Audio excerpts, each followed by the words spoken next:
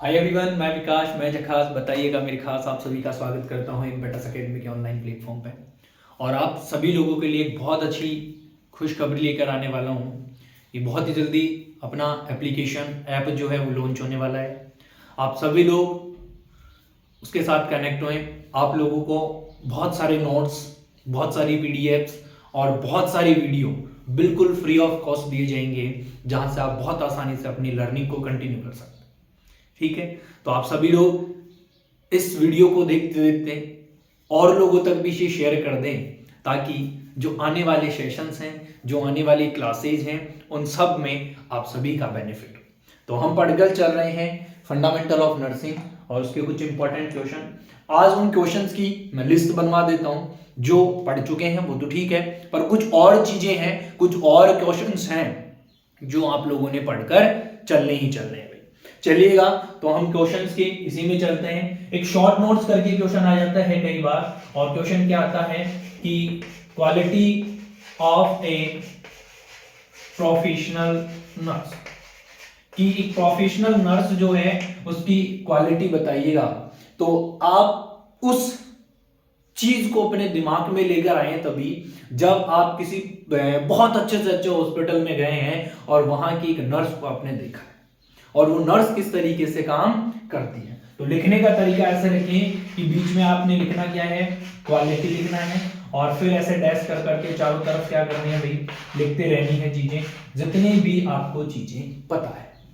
जैसे कि मैं कहूं कि वो क्या होनी चाहिए डियर, वो इंटेलिजेंट होनी चाहिए, ऑफ कोर्स होनी चाहिए। उसका नेचर जो है वो बहुत अच्छा होना चाहिए, उसका गुड नेचर होना चाहिए, बिल्कुल होना चाहिए साहब। उसकी पर्सनैलिटी है वो अच्छी होनी चाहिए, अरे हाँ या नहीं। उसका जो बिहेव है वो बहुत अच्छा हो, बिल्कुल होना चाहिए साहब। उसके अलावा उसकी जो लर्निंग स्किल है वो भी अच्छी हो, उसकी जो क्लिनिकल प्रैक्टिस है वो भी अच्छी हो। इसके अलावा और मैं बात करूं, उसका ड्रेसिंग सेंस है वो भी बढ़िया होना चाहिए। उसके अलावा और मैं बात करूं तो हम कहकर चल सकते हैं कि वो कैसी होनी चाहिए, बिल्कुल हॉनेस्ट होनी चाहिए। वो कैसी होनी चाहिए, बिल्कुल लॉयल होनी चाहिए, अरे हाँ या नहीं। ये एक प्रोफेशनल नर्स की बातें हैं जो कि परफेक्टली उसमें होनी ही होनी चाहिए। वो सुपर इंटेलिजेंट होनी चाहिए, उसका कम्युनिकेशन स्किल जो है वो बहुत अच्छा होना चाहिए, बातचीत करने का तरीका, उसका नर्स पेशेंट का जो रिलेशनशिप है, जो आईपीआर है, इंटरपर्सनल रिलेशनशिप है डियर, वो भी सुपर होना चाहिए। तो कुछ इंपॉर्टेंट क्वालिटीज हैं जो मैं बता रहा हूं, और भी आप लोगों को याद करनी है। मेरा पर्पज सिर्फ आप लोगों को वो क्वेश्चन सेशन बताना है जो आने वाले हैं, और उन क्वेश्चन सेशन पर आपको फोकस करना है, हाँ या नहीं भाई। तो ऑफ कोर्स उन सारे क्वेश्चन सेशन पर आप क्या करें, अपना फोकस करिएगा। चलिए भाई, नेक्स्ट बात कर लेता हूं इसी सेशन में मैं थोड़ा सा क्वालिटी के बाद में। कई बार आप लोगों से जो है नर्स के काम भी पूछ लिए जाते हैं। तो नर्स के काम देखो, बहुत छोटी चीज है, आप सब जानते हैं। नर्स क्या करती है, ट्रीटमेंट करने का काम करती है। नर्स क्या करती है, डायग्नोसिस करवाती है, करती नहीं है, करवाती है, हेल्प करती है ना। नर्स क्या करती है, पेशेंट को रिहेबिलिटेशन कराती है, मतलब जैसे था वैसे का वैसे उसे वापस बनाने की कोशिश। ये एक टर्म आती भी है कई बार, तो सुन ले, इसको भी सुन ले भाई। क्या बोलते हैं, रिहेबिलिटेशन। रिहेबिलिटेशन का मीनिंग होता है डियर, सिंपल मीनिंग ध्यान रखिए कि रिस्टोर द हेल्थ। क्या ध्यान रखें, restore the health. Restore the health मानी क्या होता है कि जो जैसा था वैसा का वैसा बना दे। बीमार होने से पहले जैसा था, बीमार होने के बाद उसे एज इट इज वैसा का वैसा हो जाना ही रिस्टोर द हेल्थ कहलाता है, या रिहेबिलिटेशन कहलाता है। चलिए भाई, लगे हाथ की ओर देख लें, और यहां से एक इंपॉर्टेंट क्वेश्चन बनने के चांसेस हैं, और वो क्या बन सकता है डियर, वो आप सबसे पहले पढ़ लें, बायोमेडिकल वेस्ट मैनेजमेंट या वेस्ट मैनेजमेंट। वैसे तो माइक्रोबायोलॉजी में ये क्वेश्चन बड़ा आता है, पर कई बार जो है अपने फंडामेंटल ऑफ व्यू से भी आ जाता है। तो अपन कहकर चलते हैं क्या, अपन कहकर चलते हैं बायोमेडिकल वेस्ट। बीएमडब्ल्यू और डी मर्सिडीज की बातें नहीं हो रही है, मैंने बीएमडब्ल्यू लिख दिया है शॉर्ट फॉर्म में, एज इट इज बेटा ऐसे ही लिखा मिल जाएगा कई बार आपको, क्लियर है। पर इसका मतलब बीएमडब्ल्यू नहीं है, इसका मतलब क्या है, इसका मतलब है डियर बायो मेडिकल वेस्ट, कि अस्पताल में होने वाला जो वेस्ट है उस वेस्ट का आप क्या बताएं, मैनेजमेंट बताएं। वो कौन से बीन हैं वो कौन से बीन मानी बॉक्स हैं जिनके अंदर इस वेस्ट को कलेक्ट करा जाता है। तो वो आपको डियर कंफर्मली पता होनी चाहिए। अगर कंफर्मली पता नहीं है तो दिक्कत वाली बात है भैया। तो कंफर्मली कैसे बताऊं, सुने मैं बता देता हूं कैसे बताऊं। देखो भैया, बॉक्स जो हैं वो बहुत सारे कलर के आते हैं, तो कलर कोडिंग के हिसाब से आपको इनका वेस्ट मैनेजमेंट जो है वो पता होना ही होना चाहिए। अरे हाँ या नहीं, बिल्कुल होना चाहिए साहब। तो देखो, सबसे पहले आप लोगों ने देखा होगा कि वहां पर अस्पताल में क्या होता है, एक ब्लैक कलर होता है, इसके बाद में एक क्या होता है डियर, येलो कलर का बॉक्स होता है। एक क्या कलर होता है इसके अलावा आप अगर बात करके चले, एक होता है क्या डियर, ब्लू कलर का होता है, एक होता है आपके रेड कलर का होता है, और एक होता है आजकल आपके व्हाइट कलर का। तो ये 5 बॉक्स तो स्पेशली किसी भी अस्पताल में आपको मिल जाते हैं, और जब ये मिल जाते हैं तो इनके आंसर आप ही को देने होते हैं। कैसे देंगे बेटा, बताओ कैसे देंगे? बहुत सिंपल तरीका होगा। ब्लैक कलर, एक चीज दिमाग में फीड कर ले कि जितना भी जनरल वेस्ट होता है, जनरल वेस्ट मानी डियर, जनरल वेस्ट मानी पेपर के कुछ टुकड़े हैं वो हो गए, खाना कुछ खाया है तो फूड स्टफ जो वेस्ट बच गया, जो खाने के जैसे केले खाए तो केले के छिलके हैं, जनरल वेस्ट, नॉर्मल वेस्ट, कागज हो गया, जैसे कि मैं बात करूं क्या हो सकती है आपकी, पॉलीथीन हो सकती है, और जो नॉर्मल जनरल वेस्ट हैं वो सारे के सारे जो ब्लैक कलर का बीन है, जो ब्लैक कलर का बॉक्स है उसके अंदर डाले दो। येलो कलर में डियर डाला जाता है आपका एनाटॉमिकल वेस्ट। एनाटॉमिकल वेस्ट का मतलब क्या होता है, मैं कहकर चल सकता हूं कि बॉडी के जितने भी पार्ट्स हैं, बॉडी के जितने भी ऑर्गन्स हैं, बॉडी के जितने भी सेल हैं, बॉडी के जितने भी टिश्यू हैं, चाहे तो वो ह्यूमन के हैं चाहे तो वो एनिमल के हैं, सारे के सारे कहां डाले जाने हैं, येलो बॉक्स में डाले जाते। अरे प्लेसेंटा है, अरे किसी का हाथ टूट गया उसको डालना है, अरे किसी का कान काट दिया गया उसको डालना है, एनाटॉमिकल स्ट्रक्चर है, वेस्ट है, बॉडी का है, तो उसे कहां डाल रहे हो, येलो कलर। हाँ या नहीं? चले भाई, इतनी बात बताकर चले नेक्स्ट बात पर आ जाएं फटाफट से। और नेक्स्ट किसकी बात कर रहा हूं, ब्लू की। एक चीज ध्यान में रखने, जितने भी ग्लास आइटम हैं, क्या है डियर, ग्लास आइटम, जितने शार्प इंस्ट्रूमेंट हैं जी, जितने शार्प, कांच टूट गया, कांच की वाइल है, ये है वो है, कांच की वाइल आती है ना इंजेक्शन भरने के लिए, वाइल देखते हो, वो वाइल ब्लू में, वो वाइल कहां डाली जाती है, ब्लू में डाली। कांच, जितनी भी स्लाइड्स हैं वो कहां डाली जाती है, ब्लू में डाली जाती है। दिमाग में फीड कर ले, कांच और कांच के जैसे इंस्ट्रूमेंट, इक्विपमेंट, वेस्ट जो है वो ब्लू कलर के बीन में डाला जाए। चलो भाई आगे आ जाओ, आगे बात कर रहा हूं किसकी, रबर की। किसकी बात कर रहा हूं, रबर। रेड मानी, ध्यान रखिए, रेड मानी लाल कलर, और रबर के जितने भी इक्विपमेंट है, चाहे तो वो आईवी सेट है, चाहे तो वो सिरिंज का कौन सा पार्ट है, अरे सिरिंज का पहले निडल नहीं, निडल को छोड़कर वो पार्ट है, चाहे तो वो कैथेटर है, चाहे तो वो आईवी सेट है, कुछ भी है, रबर और रबर की चीजें जितनी भी है वो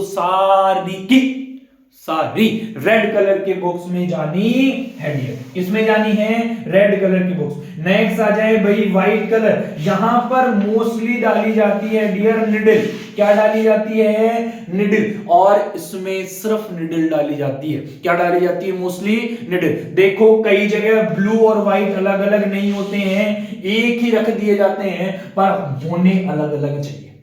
व्हाइट कलर है तो इसमें निडल डाली जाएगी सिर्फ, ब्लू कलर है तो इसमें कांच के जितने इक्विपमेंट्स होंगे वो सारे डाले जाने। अरे हाँ या नहीं, बोलो भैया हाँ या नहीं, वेरी गुड। चलो आगे आ जाओ, बहुत अच्छी बात है, समझ में आ रहा है, अरे आ रहा है कि नहीं आ रहा, बता तो दो मेरे को, कहीं पता चले कि साहब नहीं आ रहा है ना, बोलो बोलो आ रहा है ना, क्या क्वेश्चन सेशन समझ में। चलो आगे चलता हूं, और आगे थोड़ा सा चलने के बाद में कई बार है जो एग्जामिनर ने आप लोगों से बहुत सिंपल थिंग पूछ ली है, और बहुत सिंपल थिंग जब पूछी है तो उसने क्या पूछा है, देखो क्वेश्चन सुनना मेरा, प्रोसीजर करके वो कई बार क्वेश्चन दे देते हैं छोटे प्रोसीजर्स में, छोटे प्रोसीजर। और प्रोसीजर में सबसे ज्यादा जो देता है वो इसको देता है डियर, वो किसको देता है, सीपीआर को देता है। सीपीआर माने क्या होता है, आप सब जानते हैं, कार्डियो पल्मोनरी रिससिटेशन। सीपीआर क्या होता है? कार्डियो पल्मोनरी रिससिटेशन होता है। सीपीआर के फुल फॉर्म सबको पता है, लिखने की जरूरत नहीं है। सबसे ज्यादा जरूरी, दिया कब जाता है सीपीआर? क्या दिया कब जाता है? जब दिया जाता है जब आपकी हार्ट की जो मसल्स हैं और उन हार्ट की मसल्स में क्या नहीं हो रहा है डियर, इंपल्स जो जनरेट होते थे, जो ऐसे नोड करता था, जो एवी नोड करता था, जो बंडल, जो प्रोकंजिया फाइबर्स, जो साइड्स ऑफ, तो वो सब क्या कर दिए, इंपल्स का जनरेट होना बंद हो गया, जिससे कि हार्ट बीट आना बंद हो गई। और जब हार्ट बीट आना बंद हो गई तो उसकी वजह से दिल का धड़कना बंद हो गया। खिड़कियों के हैं, अरे धड़कने से धड़कते हैं धड़कसिन, खिड़कियों के खड़कने से खड़कते हैं खड़कसिन, जो भी बातें हैं, तो दिल के धड़कने से धड़कती है बॉडी साहब, चलती है बॉडी। अगर ये नहीं धड़का ना, मौज हो जाएगी, सौदा पक्का। समझ आया? तो ध्यान रखना है इस बात। इसलिए आप कभी भी इस बात को ना भूलें। तो फिर आप क्या करते हैं, तो फिर हम क्या करते हैं डियर, पेशेंट को एक्सटर्नली क्या करा जाता है, एक्सटर्नली कंप्रेशन दिए जाते हैं। क्या करे जाते हैं डियर, कंप्रेशन दिए जाते हैं। कहां पर दिए जाते हैं कंप्रेशन? तो आपको पता है कि एंटीरियर चेस्ट पे दिए जाते हैं, राइट साइड पे दिए जाते हैं, फोर्थ और फिफ्थ इंटरकोस्टल स्पेस के बीच में। ऑफ कोर्स मैं कह दूं सीधा दिल के पास में, दिल के ऊपर हाथ से दबाया जाता है, हाँ या नहीं? बिल्कुल। तो उसे क्या कहा जाता है? उसे कहा जाता है डियर चेस्ट कंप्रेशन। क्या कहा जाता है? Chest compression. ये बात ध्यान की रखने की। एग्जामिनर कहेगा कि चेस्ट कंप्रेशन दे रहे हो पेशेंट को, आप क्या करेंगे, सुपाइन पोजीशन लेंगे, हाँ या नहीं? कौन सी जगह देनी है? तो याद रखना है कि हार्ड सरफेस पर सुपाइन पोजीशन देकर चलते हैं। क्यों?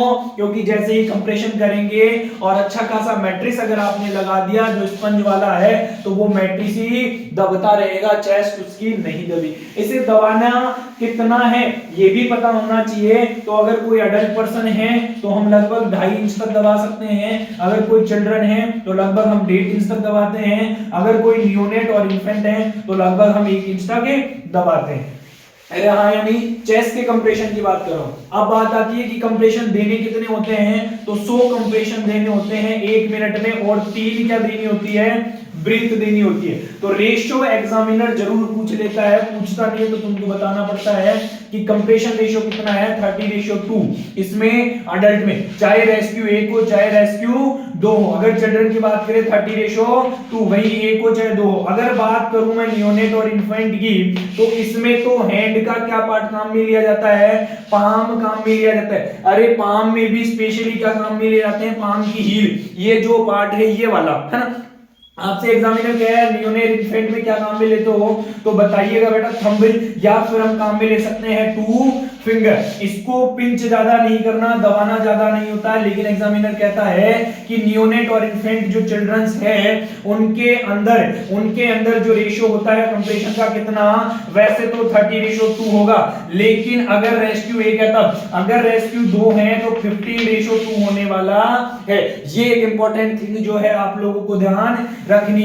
एग्जामिनर कहता है कि आप उसे क्या करते हैं, एम्बूवेग, एम्बूवेग की बात करें, एयर वेव क्या है, एम्बूवेग की जब हम बात करते हैं तो मतलब वो मैनुअल बैग है जिससे ब्रीदिंग दी जाती है। तो या तो आप क्या काम में ले लें, एम्बूवेग काम में ले लें, या फिर हम क्या भी करते हैं dear, mouth to mouth breath भी देते हैं। पर उससे पहले एक पेपर आता है जो उसके मुंह पर लगाया जाना है। क्यों लगाया जाना है? पेशेंट को हो सकती है कम्युनिकेबल डिजीज हो, उसके सीक्रेशन आपको जा सकते हैं, उनसे प्रिवेंट होने के लिए, उस डिजीज से बचने के लिए आपको क्या करना है, उस पेपर का काम में लिया जाता है, जिसे हम टिश्यू पेपर के नाम से जान सकते हैं। और वो टिश्यू पेपर थोड़ा अच्छा आता है, हाथ पोंछने वाला टिश्यू पेपर नहीं होता। अगर आप और कहीं पे हैं और आपके पास में कुछ नहीं है तो अपना हैंकी काम में ले ले भाई साहब, डायरेक्ट मुंह से मुंह ना करें। हाँ ऐसा नहीं है, सुंदर कन्या तो जाकर मुंह से मुंह टच कर दिया भाई साहब, ऐसा बिल्कुल मत कर देना, बीमारियां पैदा कर लोगे। हाँ ध्यान रखिएगा, ध्यान रखिएगा। चलिए भाई, तो इस तरीके से आप क्या करेंगे, सीपीआर देंगे। क्या देंगे भाई साहब, सीपीआर। तो ये छोटा प्रोसीजर है, हालांकि सब बच्चे बहुत अच्छे से जानते हैं, पर मैंने थोड़ा जनरली इसका एक स्ट्रक्चर बताया है कि ऐसे ऐसे आप लोगों को क्या करना है, ध्यान रखकर चलना है। चलिए भाई, आज के लिए इतना ही। मैं विकास आप सभी से विदा लेता हूं और मिलते हैं हम नेक्स्ट क्लास में कोई नए सब्जेक्ट के साथ। आज के लिए इतना। फिर कह रहा हूं, एक बात ध्यान से सुने, आप सभी के लिए एम्पेडस एकेडमी एप्लीकेशन लॉन्च कर रहा है और वहां से आपके जितने भी कोर्सेज बीएससी नर्सिंग के हैं, जीएनएम के हैं, वो सारे कोर्सेज आप लोगों को अवेलेबल होंगे कंप्लीट सब्जेक्ट सेशन के साथ में, चाहे फर्स्ट ईयर के सब्जेक्ट रहे हो, चाहे जीएनएम के, चाहे फोर्थ ईयर के, और बहुत मिनिमम प्राइस पे, जिसे आप बहुत अच्छे से पढ़ सकते हैं। घर बैठे अपनी पूरी पढ़ाई, पूरी चीजें विद कंसेप्ट क्लियर करने का शानदार मौका बिल्कुल ना गवाएं। जुड़े इम्पेटस एकेडमी के साथ। थैंक यू, मैं विकास विदा लेता हूं और ऑल द बेस्ट आप सभी को। शुक्रिया।